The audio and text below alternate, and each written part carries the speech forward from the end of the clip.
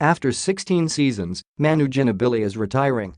Considering his international career and major role on 4 championships teams in San Antonio, it's hard to think of Ginobili as anything but a Hall of Famer. Examining him strictly through the lens of on-court production and placing aside the titles and international impact, just how good was he? On the surface, there's 2 general schools have thought. On one hand, it's easy to come away unimpressed, as some in the not-too-distant future certainly will. 2 All-Star selections, a 6th Man of the Year award, and a career scoring average of 13. 3 That's exactly the same as Dion Waiters. Accepting a reserve role on balanced teams, Ginobili only averaged 30 minutes per game twice.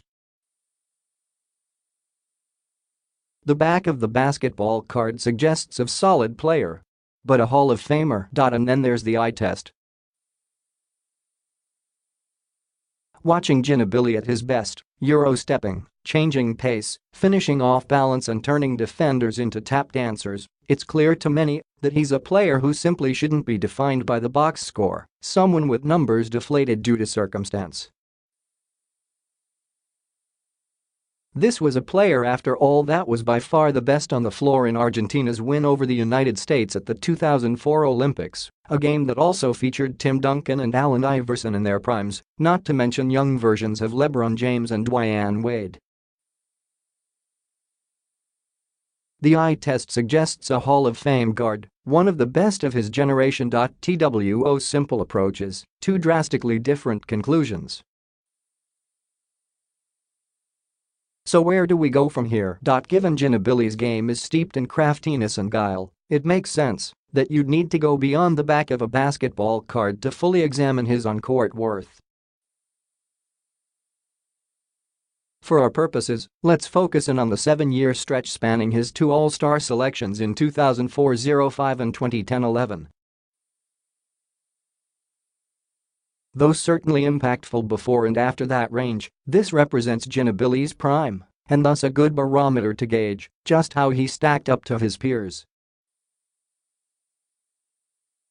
If you look at the players during that time, there are 13 including Ginobili that averaged at least 16 points, 4 rebounds and 4 assists. Decent company and all-star worthy, but perhaps not quite Hall of Fame caliber.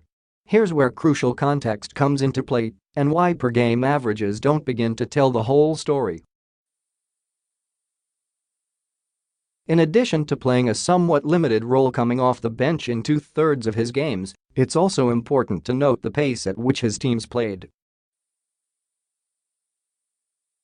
During his 7-year prime, bookended by his 2 All-Star selections in 2004-05 and 2010-11, just once did the Spurs finish inside the top 20 in pace.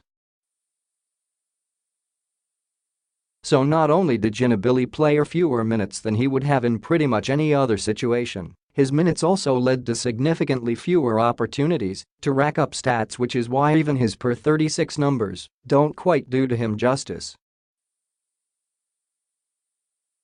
Over that same period, Ginobili averaged over 30 points, 7 rebounds and 7 assists per 100 possessions.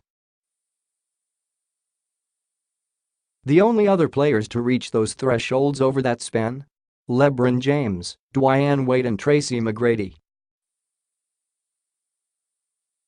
Given San Antonio's winning culture, widespread love for Ginobili and his overall impact, it's somewhat incredible that he only made 2 All-Star teams, especially when comparing his impact to the players that actually got the nod. Using BasketballReference.com's individual offensive ratings as our compass, it's crystal clear that he deserved far more than the 2 selections that will accompany his official resume. Going beyond his prime and focusing on Ginobili's career on a whole, you'll find that on a per-possession basis he ranks among the most productive and well-rounded players in modern NBA history. Since 1973-74, which is when the NBA began tracking turnovers and thus possessions, there are 1,358 players that have appeared in at least 250 games. Of them, only 9, including Ginobili, managed to contribute 27 points, 7 rebounds and 7 assists per 100 possessions over a career. It's impossible to consider Ginobili's career and not gravitate towards a legacy built largely on team success both in the NBA and internationally. Yet it should also not distract from the simple fact that at his best, he performed at a level that very few could match.